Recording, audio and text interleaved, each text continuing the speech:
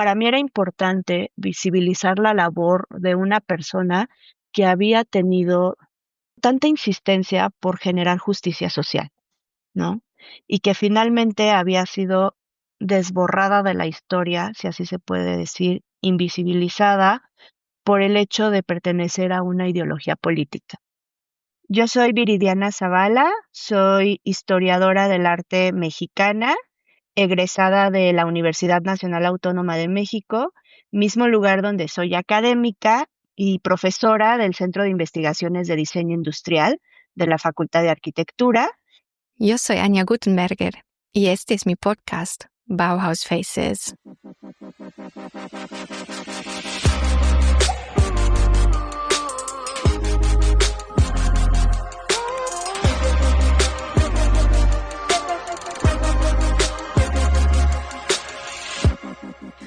Hola y bienvenidos a mi podcast Bauhaus Faces, que normalmente aparece en inglés y en el que en cada episodio analizo la vida y obra de estudiantes, maestros y otras personalidades de la Bauhaus junto con familiares y expertos en la materia.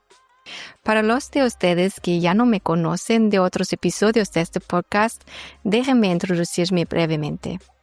Yo soy Anja, historiadora de arte alemana, especializada desde hace casi 20 años en la fotografía y arquitectura de la Bauhaus. La Bauhaus es una de las escuelas de diseño y arquitectura más conocidas del mundo. Hasta hoy entusiasma a la gente de todo el mundo con sus íconos del modernismo, como los muebles de acero tubular de Marcel Breuer, la tipografía de Herbert Bayer y Laszlo Moholy-Nagy, o las fotos de los edificios Bauhaus y casas de maestros de Lucia Moly, y muchos más, por supuesto. El podcast Bauhaus Faces es un proyecto que me apasiona y que concibo y produzco de forma independiente y totalmente por mi cuenta. Si tienen sugerencias para nuevos episodios de podcast o desean enviarme su opinión sobre este u otros episodios de Bauhaus Faces, pueden ponerse en contacto conmigo a través de Instagram, donde me pueden encontrar como @BauhausFacesPodcast. Hoy están escuchando un episodio sobre la diseñadora textil Lena Meyer-Bergner, que vivió y trabajó en Alemania, la Unión Soviética, Suiza y México. A veces se la conoce como la esposa del segundo director de la Bauhaus, el arquitecto y urbanista Hannes Meyer. Sin embargo, su propio trabajo no es tan conocido como el de su esposo, a pesar de que Lena Meyer-Bergner fue una fuerza impulsora de la educación y el cambio social. En este episodio podrán escuchar la conversación original que mantuvo con Viridiana Zavala para Bauhaus Faces. Ella habla sobre sus primeros contactos con Lena Meyer-Bergner, sobre su maestría y su tesis doctoral y, por supuesto, principalmente sobre la vida y obra de la diseñadora textil Lena Meyer-Bergner. En las notas del programa encontrarán todos los enlaces importantes a publicaciones, artículos y obras sobre y de Lena Meyer-Bergner. El episodio que están escuchando ahora mismo es un episodio extra del episodio en inglés sobre Lena Meyer-Bergner, esta vez y por primera vez en español. Además de la historiadora de arte mexicana Viridiana Zavala, a quien escucharán en el episodio de hoy en español, la historiadora de arte alemana Sandra Neugärtner también participa en el episodio en inglés. Ambas han estudiado en profundidad diferentes aspectos de la obra de Lena Meyer-Bergner en sus tesis doctorales y habilitaciones respectivamente.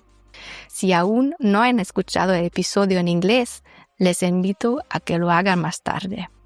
Y les invito a escuchar los otros episodios de Bauhaus Faces también. Ya he producido muchos más episodios, por ejemplo, sobre Mies van der Rohe, Max Bill, Paul Klee, Gunther Stölzl, Lucia Moly, Hannes Meyer, Annie y Josef Albers y muchos más.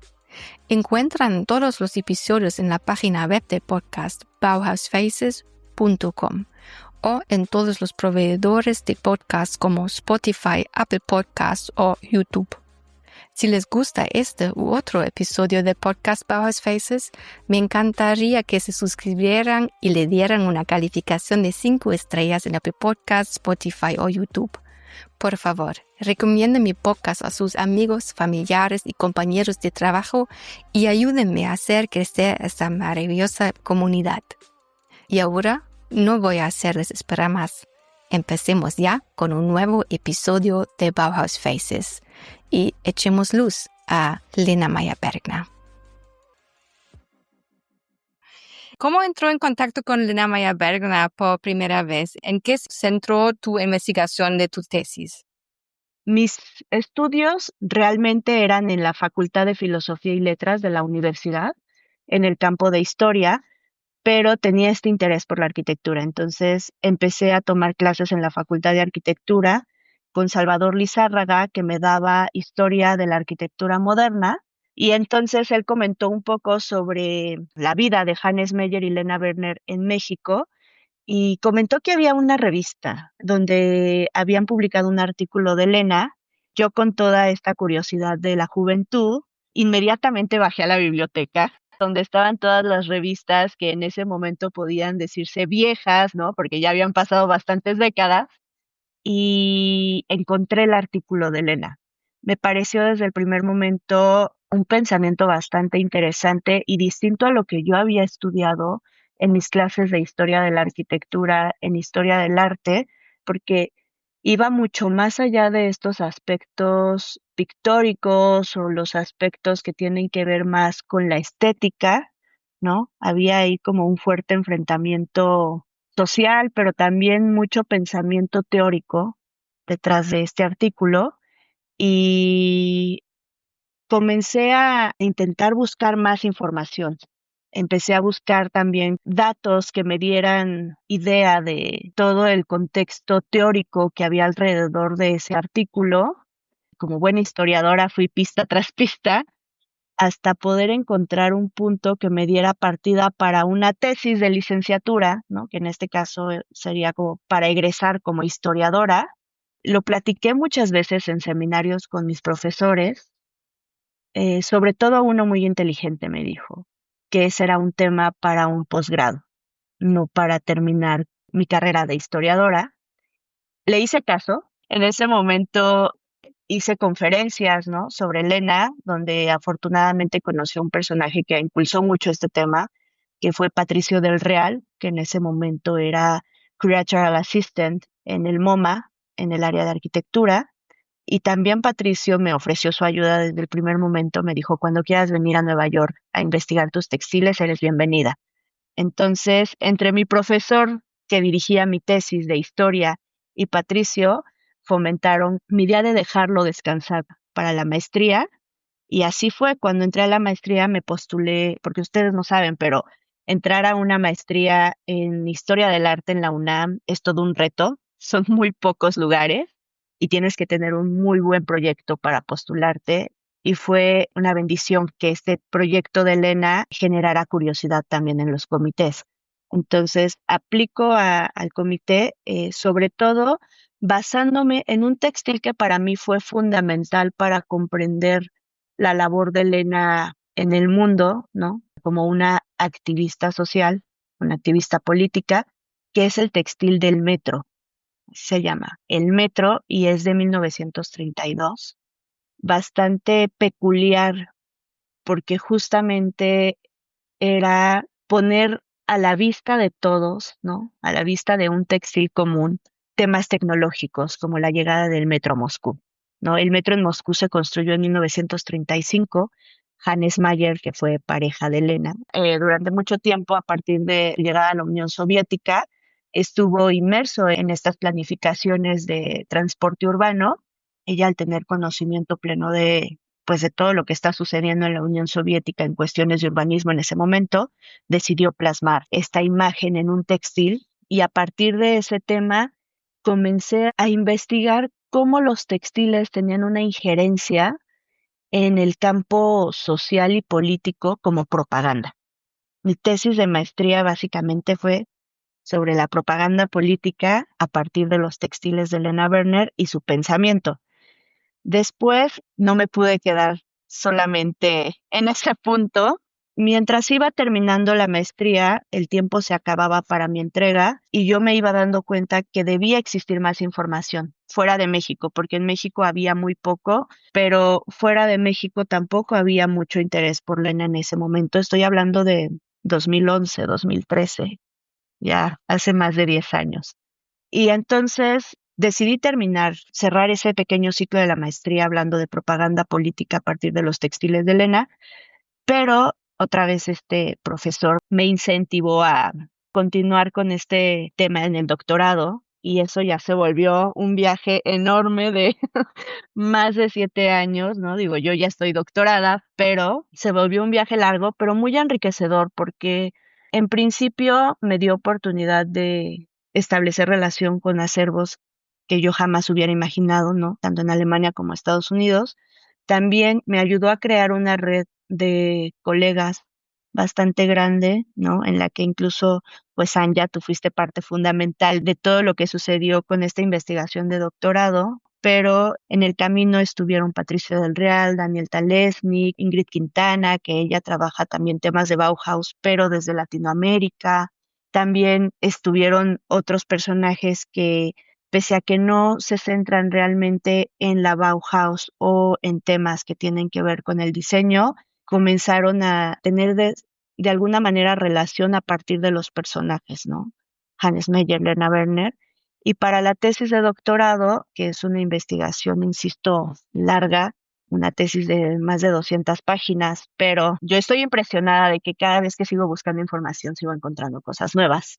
Se centró básicamente en la labor de gestión y de exposiciones creadas por Lena Werner principalmente y la labor de gestión de Hannes Mayer en México entre 1938, que es el primer arribo de Hannes a México y que seguramente le contó muchas cosas a Elena, porque ella venía ya muy preparada, muy contextualizada, hasta el año en que ellos deciden irse a Europa, pero no termina ahí porque por ahí de 1941, 43, ahorita checo bien el dato, continuaban haciendo exposiciones con temáticas mexicanas. Entonces, yo sé que la labor, por ejemplo, de Hannes Mayer está mucho más estudiada, ¿no? Tengo colegas como Raquel Franklin, como George Leidenberger.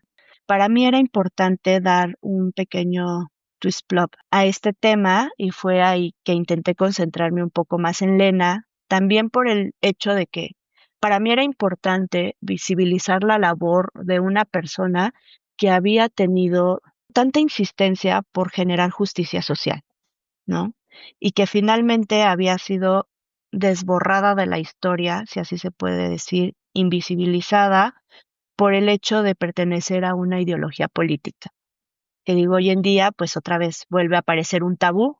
Espero que no vuelva a ser censurada su labor, pero que justamente al tener una ideología de izquierda, pues finalmente en esta historia de la arquitectura, del diseño, que viene pues también muy hegemonizada, ¿no?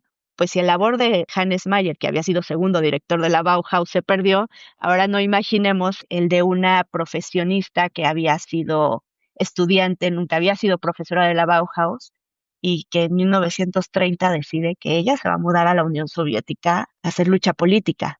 Para mí era muy importante retomarla en la tesis de doctorado como fuertemente en su labor de gestora, ¿no? Y también digo, aparece Hannes Mayer bastante, pero también como un papel de gestor cultural, ¿no? Cómo ellos, desde la generación y producción de exposiciones, pudieron hacer propaganda política y ya no centrarme en este caso, porque muchas veces se menciona como un caso de, pues de no triunfo, ¿no? O sea, como de personas que vinieron a México y no triunfaron en la arquitectura y el diseño porque no hay una producción, ¿no? Arquitectónica, urbanística o de objetos textiles.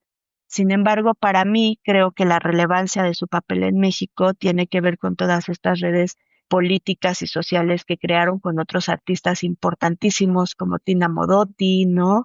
Como los mismos arquitectos, o sea, aunque no estuvieran en la misma línea, pues estaban de alguna manera dialogando con personajes como Juan O'Gorman, ¿no? Como Diego Rivera, pero también de la mano de otros personajes muy importantes para la historia del urbanismo y la arquitectura mexicana, como Cuevas, ¿no? El urbanista, o de alguna manera también con Clara Porcet, que por ahí también ya investigando en el archivo de Clara Porcet y Javier Guerrero, pues hemos podido constatar que sí había una relación, ¿no? Entonces, para mí fue más importante centrarme en este papel de activismo social y político que en per se los productos materiales, ¿no? que emanaban de la producción arquitectónica y del diseño. Creo que otra parte fundamental de la tesis doctoral y de este tema fue cómo como gestores estuvieron involucrados en programas de educación sobre todo textil de Lena. No sabemos que Hannes vino a México a impartir clases, pero muy pocas veces se habla de la labor de Lena. Algo que me parece interesante es que al llegar a tocar base al tema, pude abrir como esta curiosidad, ¿no? De otros investigadores y de otros colegas de qué pasó con la escuela de diseño en la región Otomí que propuso Lena, ¿no? Pues bueno, en esta tesis doctoral pude por fin, a partir de la figura de gestora que tuvo, poder ya dar una luz concreta sobre el tema. Yo sé que pasé años conviviendo con el personaje. Para mí ha sido toda una locura darme cuenta que de alguna manera terminas generando una relación. Se vuelve justamente como un punto de quiebre entre la realidad y la ficción. Y cuando estás conviviendo tanto con el personaje, de alguna manera terminas generando una relación de reconocimiento. Se vuelve de alguna manera tu compañero, tu colega, ¿no? Yo tuve la fortuna de incluso conocer a su familia, lo cual a mí me parece una cosa irreal, algo que yo de verdad jamás hubiera imaginado en mi vida. Tuve contacto con Ana, que lamentablemente la perdimos hace un par de años, y con Heike. Con Ana fue una cosa maravillosa el hecho de que ella pudo venir a México cuando se inauguró la exposición de Hannes Mayer en el Museo Franz Mayer y pudimos sentarnos todo un día a platicar. Visitamos la casa el departamento que ellos habitaron en México y fue toda una experiencia gratificante poder conocer también este lado humano, porque muchas veces cuando se nos presentan los personajes históricos, uno los ve muy a la distancia, ¿no? Aunque estás todo el tiempo conviviendo con la información, aunque estás constantemente encontrando datos, conocer este otro lado humano para mí fue una cosa irreal. Vale, empezamos con Lena Bergner ahora, ¿no? Háblame de la biografía de Lena Bergner. ¿Dónde nació y a qué se dedicaba antes de ir a la Bauhaus? Lena nació en 1906 en Coburg. Para mí son años muy importantes porque preceden a dos momentos paradigmáticos para el ser humano, que son la Primera y la Segunda Guerra Mundial. Y justamente nace en una familia, y ella lo expresa así en un documento muy lindo entre biográfico y teórico que ella tiene. Ella nace entre una familia de tejedores, de gente que se dedica a los textiles. Justamente ella tiene estos recuerdos de que cuando era niña, en su casa ella jugaba a hacer pequeños textiles, ya sea para vestir muñecas, ¿no? O como para practicar. Y una de sus anécdotas más bonitas a las que ella se refiere es cuando había desfiles que tenían que ver como con la celebración de los textiles en su población, ¿no? Entonces ella salía y veía todos estos adornos, ¿no? Como toda esta festividad y era algo que la llenaba mucho, pero también recuerda, por ejemplo, que tenía una tía que trabajaba en un molino de hilados, ¿no? O de textiles. Justamente está rodeada todo el tiempo como de este contexto, ¿no? Que tiene que ver mucho con la sensibilidad que ella desarrolla posteriormente. Sabemos por muchos historiadores que la Bauhaus, pues es el taller que te toca si eres mujer, ¿no? Pero yo creo fielmente que ella sí tenía, pues, esta inclinación hacia la profesión textil, a partir de todas estas memorias que ella hace de su infancia y que justamente ella decide en 1926 iniciar sus estudios en la Bauhaus. Ella estudia en la Bauhaus entre 1926 y 1929 y justamente durante ese periodo final es que ella decide ir a la Escuela Superior de Tintes de Sorau en Prusia. Para mí, algo muy importante entre la escuela de teñido y la Bauhaus es su acercamiento a Paul Klee. Para ella, las clases más importantes en su vida, y si hay algo que tiene, insisto, que quedar dentro de su biografía, es la importancia que tuvieron los talleres que tomó con Paul Klee, sobre todo porque le dio una percepción distinta al uso pictórico de los textiles.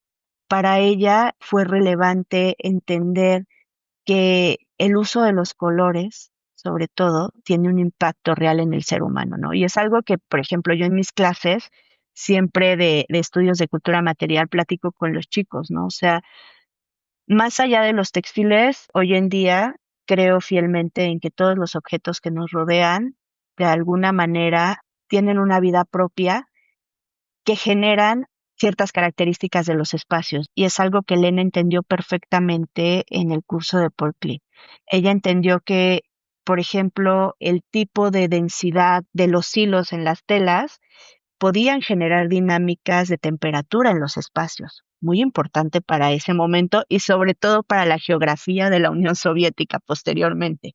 La importancia que tiene la calidez que te puede proporcionar un textil en el hogar, ¿no? O incluso cómo psicológicamente y fisiológicamente tienen un impacto los colores en el ser humano. Incluso yo lo diría a nivel emocional. Y esto es algo que Elena pudo entender a partir de sus cursos con Paul Klee. De no haber pasado por ese curso, quizás su producción textil hubiera sido muy distinta a la que conocemos hoy en día. También tuvo otros profesores como Joseph Smith, que la marcaron en el tema gráfico, sobre todo en esta producción, que también ella hizo un análisis súper importante de la parte gráfica de Elena. Para mí, o sea, de verdad me parece muy interesante la visión que le da, sobre todo Josh Smith, con los métodos de gráfica y de estadística, y que justamente ella retoma posteriormente en sus trabajos en México, muy brevemente, ¿no? En un proyecto en específico, pero que es algo que sin duda también marcó su carrera, ¿no? O sea, como estas habilidades de comunicación visual, por ejemplo, este textil del metro, yo creo que no hubiera sido posible si no hubiera pasado por ese curso. ¿Cómo eres capaz de trasladar toda una imagen mental a un textil o a un gráfico? Parece cosa sencilla porque es algo que inevitablemente el ser humano está haciendo día a día, pero a la hora de convertirse en una comunicación oficializada, gubernamental, institucionalizada, para fines muy específicos, se vuelve un conocimiento bastante especializado y que justamente estos dos profesores fueron muy importantes en la vida de Elena. Posteriormente, cuando ella se va a hacer este curso de teñido a la Escuela Superior de Tintes de Soró, siento que es ahí cuando empiezan a despertar sus ideas teóricas sobre el textil ya como un objeto completo, como una obra total. Quizás no a la manera de Wagner, pero sí al entenderlo como en todas sus características y en todos sus potenciales que tiene para la vida humana. A partir de este curso es que ella comienza, pues sí, a trabajar desde el bocetaje que aprendió desde muy temprano hasta las técnicas textiles, pero también allá cómo poder dar colores a partir de los teñidos que fortalezcan todas estas ideas de comunicación que tiene. Es a partir de 1930 que ella finalmente decide irse a la Unión Soviética, donde para mí inicia su vida como una activista social. De alguna manera, en 1931 renuncia a su trabajo como directora técnica artística de la textilera Manual de Prusia Oriental y viaja justamente a Moscú, que es donde se une a esta brigada llamada Brigada Roja de la Bauhaus, que lidera Hannes Mayer, y que justamente a través de la convivencia que hay en esta casa comunal o en esta comuna donde habitan los miembros, es que hay una carta que escribe Hannes donde tiene que explicarle a su pareja anterior la situación. Y es algo muy interesante. Lo platicaba con Renato González Melo alguna vez, que es un gran historiador del arte mexicano. la importancia de cómo ellos comienzan a verse el uno al otro, ¿no? Porque para él es una camarada. Y la palabra camarada, para los que nos dedicamos al periodo de la Segunda Guerra Mundial, pues tiene connotaciones bastante grandes, ¿no? O sea, hay una cosa de respeto, de igualdad, de colegas. En esta carta él menciona que, bueno, que está conviviendo con ella y que tiene mucha admiración por su trabajo y decide iniciar una relación con ella, una relación personal, pero a partir de esta admiración ideológica y profesional, lo cual a mí me parece una gran revelación, porque muchas veces se romantiza estas relaciones entre los que fueron profesores y estudiantes de la Bauhaus, pero me parece que estamos ante dos personajes que realmente vivían, incluso con fe, su ideología, ¿no? Lo que hace que lleguen a unirse de tal manera. Y durante de su estancia en Moscú, mucho se conoce sobre el trabajo que hizo Hannes, pero ella entre 1931 y 1936 comienza a trabajar en esta fábrica llamada Decorative, que además algo que me parece espectacular para ese momento es que ella logra tener más de 650 empleados a su cargo. O sea que para una mujer en 1931 no es poco.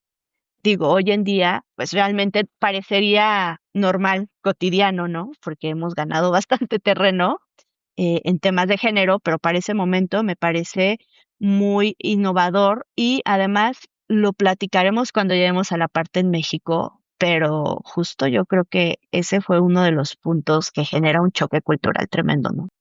Y justamente es ahí en esa fábrica que tiene una producción anual de 3.500.000 metros de tejido para muebles, cortinas y demás, donde ella tiene la oportunidad de realizar, por lo menos hasta donde se tiene registro, 40 dibujos para textiles de propaganda, porque lo que se hacía en esa fábrica era propaganda política a partir de los textiles. En un primer periodo, justamente ella se enfoca sobre todo en temas tecnológicos, en temas que tienen que ver con el desarrollo urbano, ¿no? Como con estas ideas que van con los planes quinquenales de ese momento.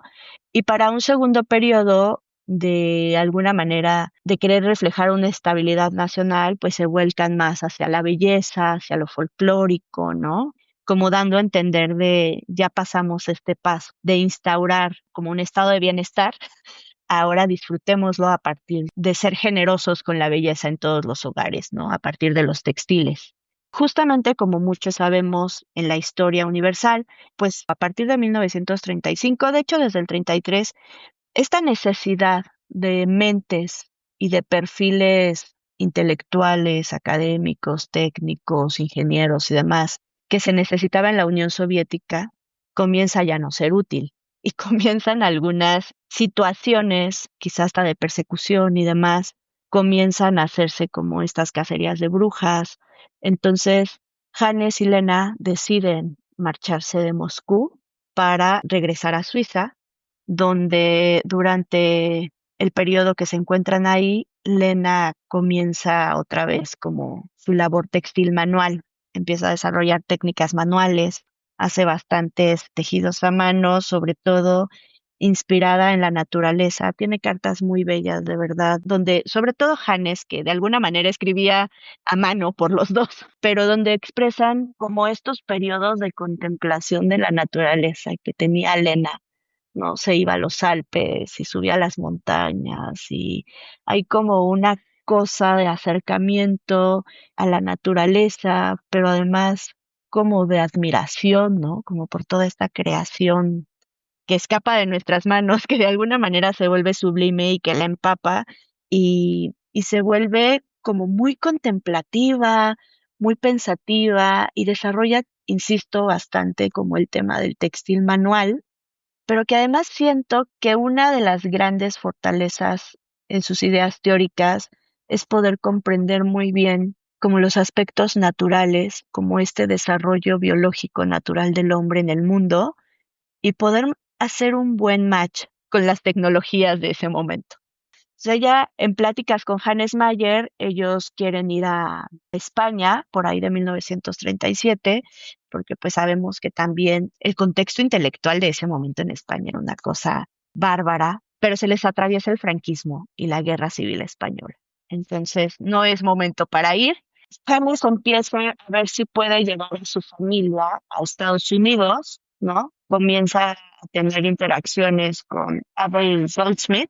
Sin embargo, justamente es él quien le recomienda que por sus afiliaciones ideológicas, lo mejor sería no pisar Estados Unidos como sus otros colegas de la Bauhaus. Sí les fue muy bien porque ellos no tenían como este compromiso social, como si lo tenían Hannes y Lena, que son Joseph Albers y Mies van der Rohe. Adolf le propone venir a México y arregla junto con José Luis Cuevas, el urbanista, con José Luis Cuevas y con otros personajes de la arquitectura y el urbanismo mexicano para invitarlos a un congreso de urbanismo sobre estos genes. Lo invitan a un congreso de urbanismo en 1938 y conoce a muchos arquitectos, a muchos artistas, artistas importantísimos después para su vida en México, como son Javier Guerrero, Leopoldo Méndez, que de alguna manera ellos están en la LEAR, que es la Liga de Escritores y Artistas Revolucionarios.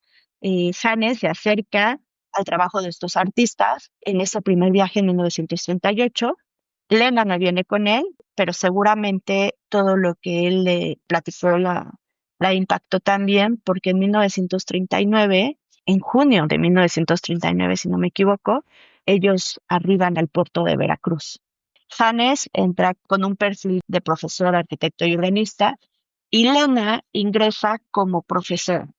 En ese momento, pues justamente durante el gobierno de Lázaro Cárdenas, se había instado a recibir justamente a exiliados, pero también a personas que estaban como en peligro de persecución política en México, y que me parece justamente que llegan en un contexto en el que en México hay un enriquecimiento de las redes de artistas y de intelectuales por toda la migración que está sucediendo y que además son muy bien recibidos, ¿no? O sea, si hay un grupo de arquitectos y de artistas que procuran que ellos se puedan instalar rápidamente, los instalan en el departamento en el que estuvieron durante 10 años, que fue el de Villalongín número 48, en la Ciudad de México. Lo que parece para mí muy rescatable es que, a diferencia de otros colegas que ellos tienen, ¿no? Que es al hombre al que se le ofrece el trabajo en el país en el que van a recibir y las mujeres viven con ellos y la familia. Janes estuvo muy preocupado y hay bastantes cartas sobre esto donde él presenta el trabajo de Elena. La presenta como una persona que puede compartir su conocimiento textil y es por eso que ella entra con este perfil de profesora. Por ahí de 1940, ellas comienzan a tener conversaciones con la DAI, que es el Departamento de Asuntos Indígenas en México, y a partir de ahí es que a Elena se le ofrece pues justamente este proyecto de formar una escuela en un área rural que tiene que ver con los textiles, pero que además está amalgamado en un programa general en el país que es llevar la educación técnica a distintos lugares, ¿no? Para este momento, justamente hay como bastantes cambios en las políticas de educación en México, sobre todo programas de alfabetización, pero también de cómo vamos a llevar como los avances tecnológicos a todas las áreas, no solamente en las ciudades, que en ese momento que solo era la Ciudad de México, muchas pocas o ninguna de otros estados tenían ciudades como tal, ¿no? La urbanización era algo que estaba sucediendo en ese momento. Había un cambio de vida para la población rural que estaba emigrando a las ciudades. Entonces, es como llevamos esta urbanización a estos otros lugares a partir de un programa de alfabetización, pero también con escuelas técnicas. Entonces, es en ese momento cuando invitan a Lena, el director de este departamento comienza a realizar distintas visitas y que además es muy importante, por eso mencionaba a los artistas de la LEAR y del Taller de Gráfica Popular, que emanan de la LEAR posteriormente, porque hay muchas imágenes en los acervos, pero también hay cartas en otros acervos mexicanos donde justamente pues se habla de estas visitas que ellos hacían a las áreas rurales, ¿no? Sobre todo, pues, a las zonas cercanas en el Estado de México, que son las zonas que colindan con la Ciudad de México, y se une Lena a esta campaña de vamos a llevar este tipo de enseñanza. Desafortunadamente, aunque ella y Hannes hicieron muchos estudios que se puede encontrar justo en mi tesis de doctorado y que acá nos podríamos pasar 8 horas o más hablando de eso, es algo que llama la atención, ¿no? Porque mucho sabemos sobre la parte arquitectónica, sobre los proyectos, los concursos, ¿no? La tesis de Raquel Franklin, pues bueno, fue punto de partida para poder hablar de esto. Digo, también Patricia Rivadeneira, antes que Raquel, había hablado del caso de Hannes, pero realmente fue Raquel quien se metió a mostrarnos como el tema arquitectónico, ¿no? En su máximo esplendor.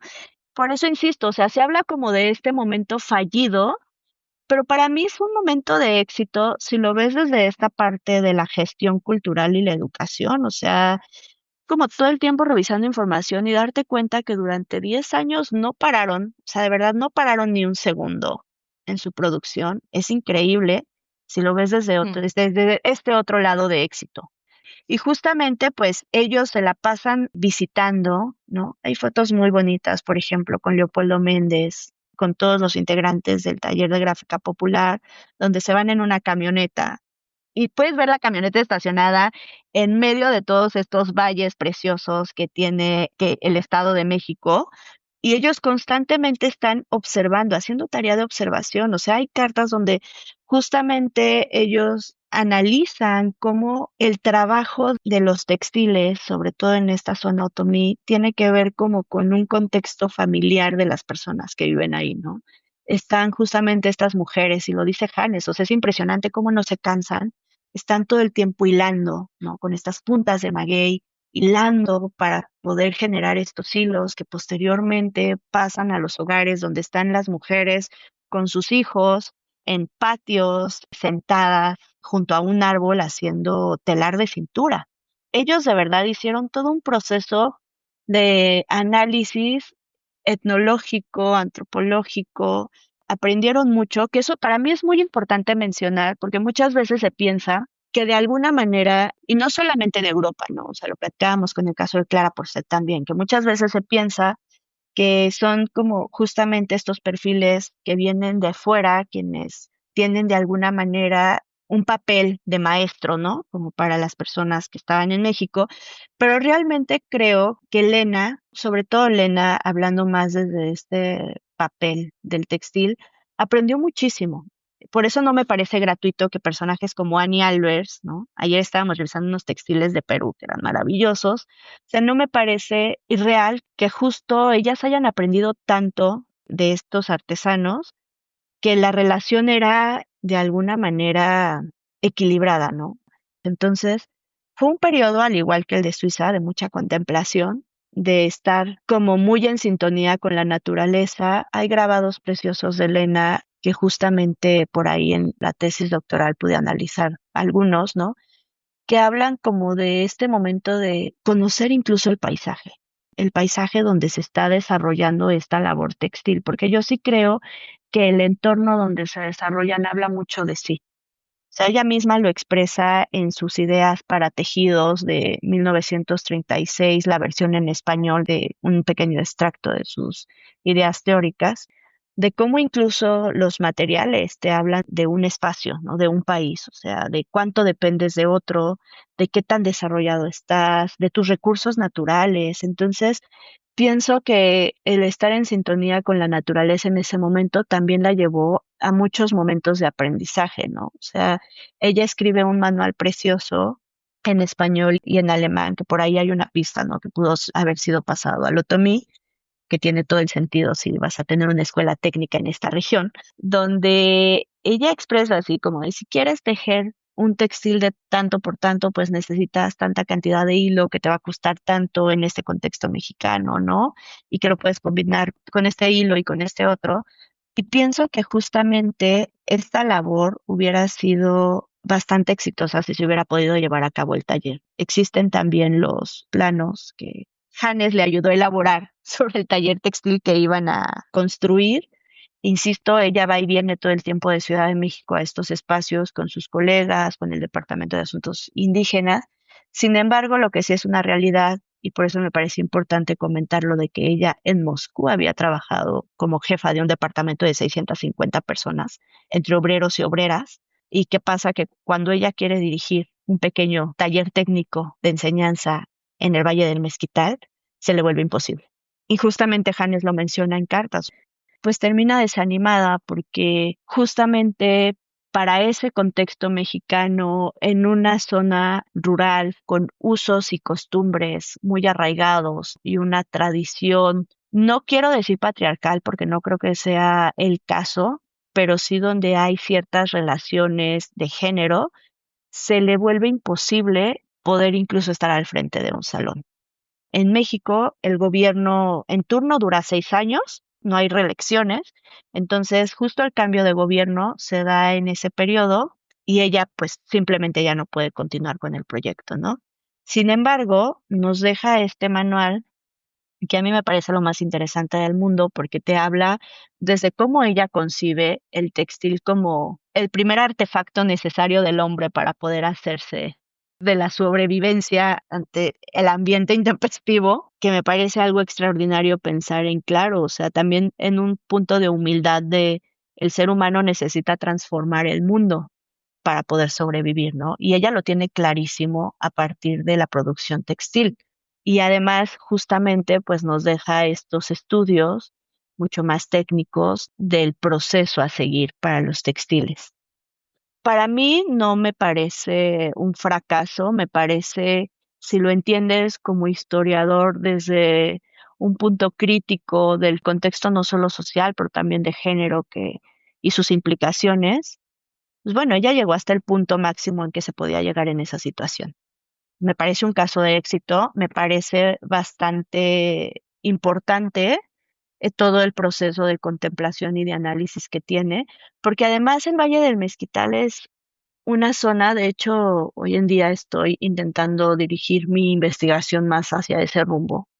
Es un lugar interesante, lo platicaba con mis colegas del Seminario de Ciencia más Arte de la Universidad acá en México, porque tiene como una larga historia de problemas sociales y de dificultades para las personas que quieren generar un cambio ahí.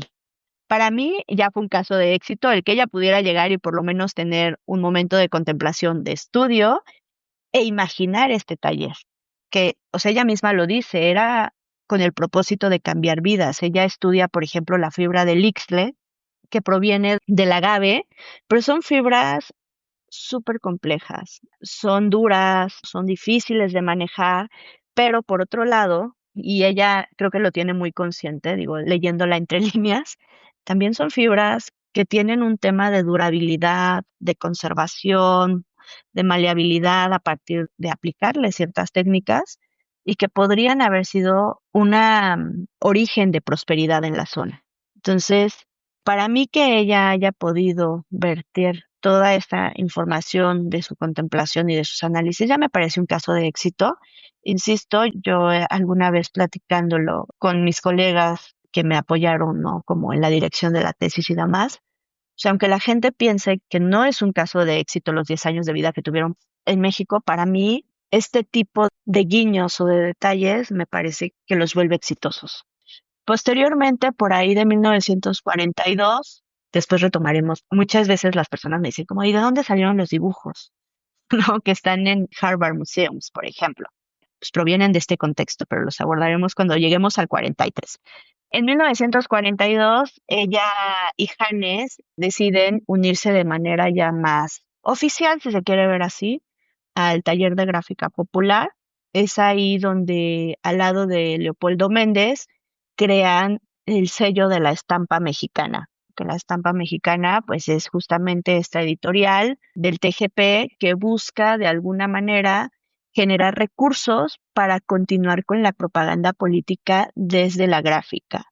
En ese mismo periodo, entre 1942 y 1943, Lena está intentando publicar su manual. O sea, ella lo que quiere es, bueno, ya no se hizo la escuela, pero quiero publicar el manual. no lo logra, pero de ahí se desprenden estos dibujos que se encuentran en Harvard Museums. Es a partir de ese momento en que ella, pues de alguna manera, todo lo que boceta a mano, que además los que son hechos a mano son preciosos, inicia pues una búsqueda por tratar de trasladarlos a imprenta. No se logra. Ella continúa en la estampa mexicana, que poco se ha hablado, o nada, en realidad casi nada. Una querida colaboradora, Helga Prignitz, lo menciona por ahí en su último libro sobre el taller de gráfica popular, la labor de Elena, de manera muy puntual, como quien hacía las carpetas para los álbumes de gráfica. Pero la realidad es que Elena tiene un papel importante en cuanto ella se dedica a investigar los perfiles, pero también junto con Hannes lleva la parte administrativa. Lo que a mí me queda claro es que parte de las relaciones públicas fundamentales de esa pareja eran Lena Werner. O sea, Lena tenía muchos conocidos en el mundo, incluso hay correspondencia donde uno se da cuenta que ella era quien daba los contactos para ofrecer a quienes se les debía ofrecer estas carpetas de gráfica mexicana en el mundo y poder de ahí tener recursos para poder seguir girando en esta tuerca de producción de propaganda política. Y además, justamente es ahí donde ella desarrolla algunos grabados, pero también muchos dibujos que tienen que ver, insisto, sobre su relación con la naturaleza. Hay demasiados dibujos que tienen que ver con los paisajes volcánicos, que obviamente pues a Hannes Mayer y a ella fue algo que seguramente les voló la mente, ¿no? De repente estas rocas, que además son preciosas, si en algún punto ustedes conocen o pueden llegar a conocer, por ejemplo, el área de Michoacán, cerca de Volcán Paricutín, o el área del sur de la Ciudad de México, ¿no? Que es un lugar a donde ellos se iban mucho al Valle de Contreras y a la Jusco, podrán ver como justamente todas estas formaciones de piedra volcánica que de alguna manera se vuelve poética. Son paisajes muy poéticos y que la producción gráfica de Elena pues termina contemplando y dando fe de estos espacios. Durante ese periodo, insisto, ella también está como muy activa en la política, genera más o menos 18 exhibiciones itinerantes que tienen que ver sobre todo con la Sociedad de Amigos de la URSS, que se hizo para apoyar justamente a la Unión Soviética durante la Segunda Guerra Mundial. Es muy interesante porque son exhibiciones de alguna manera en formato de montaje que se vuelve como muy cercano ante la óptica del público, ¿no? O sea, hay una preciosa que se instaura justamente durante la Feria del Libro en la Ciudad de México y que está además muy cerca de un monumento muy importante para nosotros, que es el Monumento de la Revolución, y es importante porque es emblemático para la ciudad desde hace muchas décadas, ¿no? Es un lugar que además es visitado constantemente por público a pie y es interesante ver las imágenes porque ella hace cosas como muy lúdicas. De repente tiene como una rueda de la fortuna con imágenes y con cartas de los soldados soviéticos, pero también tiene distintos murales en las paredes de expresión de la cultura soviética, ¿no? Invitando justamente a los usuarios o al público de esos espacios a escribirle a los soldados soviéticos. Se vuelven como justamente estas exhibiciones muy lúdicas de propaganda que de alguna manera están invitando a la gente a politizarse, de manera inconsciente quizá, ¿eh? Porque quizá el niño que iba caminando por ahí, hay fotos de niños y adultos que iban caminando por ahí, pues no esperaban en ese punto recibir una dosis de propaganda política y de manera indirecta lo terminan haciendo. Ella, lo mencionan en sus cartas, ella realiza 18 exposiciones con este sentido. Ella y Hannes están constantemente visitando también la Embajada de la Unión Soviética por estos temas. La verdad es que yo nunca he querido llevar mi tema hacia otras líneas de investigación. He preferido quedarme en la parte de la cuestión. Seguramente habrá algún colega, alguna colega que haga historia política y que nos podrá después decir un poco más sobre estos detalles que yo no he querido sacar en mi tesis porque no me parece el momento y no es algo que esté en mi interés, pero junto con el taller de gráfica popular tienen totalmente como esta línea de propaganda y de llevar a las masas realmente las noticias políticas del momento, ¿no? Mucho se habla, por ejemplo, que en México los murales o los muralistas como Diego Rivera, Orozco, hacen arte público con los murales. Pero para mí, el arte más público de ese momento, el arte que de verdad llegaba a las masas, el arte que no estaba encerrado en un edificio, eran los gráficos. Esta gráfica que de repente la hoja volante iban y la pegaban en una esquina del centro histórico. Hay muchas fotos de estos, ¿cómo se llama? De estas gráficas que están pegadas en la calle de manera totalmente accesible. Entonces, pienso que justamente por eso Lena y Hannes estuvieron tan cercanos al grupo de Leopoldo Méndez. Era esta manera de cómo hacemos llegar toda esta información a partir de las hojas volantes, a partir de los carteles, y que además Lena y Hannes se vuelven clave para poder empezar a difundir este tipo de arte mexicano en el mundo. Se vuelven parte fundamental, ¿no? Aunque Leopoldo Méndez ya llevaba exposiciones, por ejemplo, tiene una en el Art Institute desde 1940. La realidad es que Jaime sí tiene ahí su mano y yo no dudo que Elena también detrás de la selección de piezas que mandan, por ejemplo, en 1942 al Art Institute, que tiene que ver con propaganda de la Unión Soviética exhibida en un museo de Estados Unidos. En ese momento, obviamente, todavía no había una guerra fría, eso es importante mencionarlo, pero me parece ya un guiño interesante. Esta valentía que tienen ellos, pues sí, por mostrar justamente propaganda política, ¿no? Nunca se detienen, o sea, es impresionante que jamás pasa un día sin que ellos estén involucrados en una cuestión ideológica. De verdad, me parece muy admirable que muchos otros personajes se hubieran rendido porque hubieran preferido que les dieran licitaciones o para hacer edificios o premios o que les dieran una posición en una universidad o no, ellos realmente buscaban una justicia social a partir de los medios que estuvieran a su alcance. También justamente en este periodo es cuando Lena comienza a hacer producción textil, sí, pero de manera personal. Es por eso que yo pienso que no hay textiles que nosotros podamos encontrar en acervos mexicanos. Mucho se habló en años anteriores de que quizá ella había hecho algunos textiles para una unidad habitacional que hizo Mario Pani. El mobiliario era de Clara Porcel. Se hablaba de que quizá los textiles habían sido de Elena. La verdad es que no hay ninguna referencia a esto. O sea, yo que he pasado tantísimos años, casi más de una década, buscando información en sus acervos y demás, no hay información de esto porque yo sí pienso que, justo como dije, ella estaba más involucrada en temas políticos y sociales y de justicia social que en el campo textil y eso lo dejaba más para su quehacer personal. Aún así, creo que si en algún punto podemos llegar a encontrar esos textiles sería interesantísimo porque hay algunos papeles tapices que hacen referencia a toda esta cultura mexicana que ella vivió durante estos años donde se puede ver el telar de cintura en uso, ¿no? Se pueden ver los agaves, se pueden ver estas zonas rurales, obviamente en una cuestión visual totalmente abstraída, abstracta, ¿no? Muy simbólica, pero sí, o sea, creo que la cultura mexicana la marcó de por vida. De hecho, alguna vez Ana me contaba que para ella escuchar música mexicana fue algo cotidiano hasta el último día de su vida.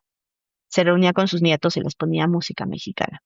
Y por ahí de 1945, siguiendo en esta línea de la propaganda, de la enseñanza, de las exposiciones, Hannes empieza a trabajar el archivo documental de el CAPSE de 1943 e inician estos proyectos, es hasta 1944 que comienza ya propiamente como todo el tema. Al estar teniendo todo este acervo, a Jaime Torres Bodet y a otros arquitectos se les ocurre que estaría bien tener una exposición y se la encargan a Hannes. Acá lo interesante es que se lo encargan para que él lo produzca en un mes, una exposición para el Palacio de Bellas Artes, que es quizá el recinto más importante cultural de México. Me parece que fue toda una odisea. En ese sentido, justo cuando le piden hacer en un mes, comienza a reunir un grupo, obviamente, a sus colegas del taller de gráfica popular y a Lena, para poder llevar a cabo esta exhibición. en colaboración con los arquitectos, y desarrollan una exhibición que habla sobre la producción del CAFCE entre 1943 y 45. Ellos quieren como dar un poco idea de lo que se ha hecho, pero también de lo que se hará en un futuro. Entonces, justamente realizan distintos gráficos, pero también hacen muchas estadísticas, que justamente es ahí donde Elena puede poner en práctica como lo que aprendió justamente durante sus clases en la Bauhaus, y generan distintas estadísticas para justamente el CAPSE. Lo que hace es sacar estas estadísticas y pasarlas a un ámbito de comunicación gráfica o comunicación visual. Y es este mapa tremendamente enorme, que por ahí sí pueden ver las fotos del Palacio de Bellas Artes, a comparación de las personas, de la altura de las personas es enorme, y que justamente ayudaba un poco a dar razón de la cantidad de escuelas que se habían construido durante 3 años y que estaban en planificación de construirse en la Ciudad de México y en distintos estados. Es un mapa de la República Mexicana con todos estos símbolos representativos de estadísticas que ellos hacen, y que además es muy interesante que Elena no solamente lo deja como en un plano de la exposición, sino que posteriormente lo trasladan a una memoria de la exhibición donde estado por estado se hace la revisión de, vaya la redundancia, el estado actual de cada una de los programas a nivel estatal. Y Lena hace todas estas estadísticas. Además, se hace un trabajo increíble de ilustración por parte de la gente del taller de gráfica popular. Y de esta manera es como Hannes de alguna manera involucra a todos sus colegas, incluyendo a Lena, los hace parte de esta exhibición, que fue para mí muy exitosa porque estamos hablando del Palacio de Bellas Artes, ¿no? No solamente ocuparon la planta baja del museo, sino que también Hannes hizo algunas estructuras en escala 1 por 1 que se pasaron a la parte de la explanada en la vía pública del edificio. Entonces, la cantidad de gente que recibió la información creada, ¿no?, visualmente por Lena fue vasta.